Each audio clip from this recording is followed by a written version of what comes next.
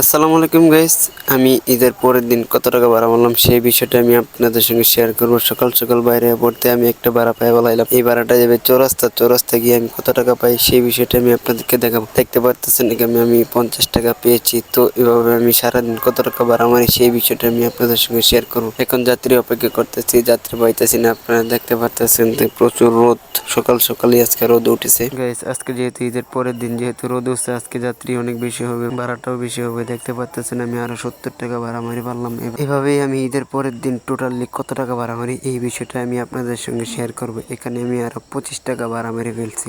তো গাইস আপনারা আমার ভিডিওটা কন্টিনিউ করতে থাকেন। আমি আজকে সারাদিন তো গাইস এভাবে আমি ভাড়া মারতে থাকি। তো লাঞ্চের পর খাওয়া দাওয়া করে আমি আবারও বের হয়ে পড়লাম ভাড়া মারার জন্য। আপনারা আমার ভিডিওটা কন্টিনিউ করতে থাকেন, দেখেন আমি ঈদের পরের দিন কত টাকা ভাড়া মারি। তো ভাড়া মারতে মারতে এখন বিকেল হয়ে গেছে, সন্ধ্যায় আমি আপনাদেরকে জানাতে পারবো যে আমি কত টাকা ভাড়া মারতে পারছি।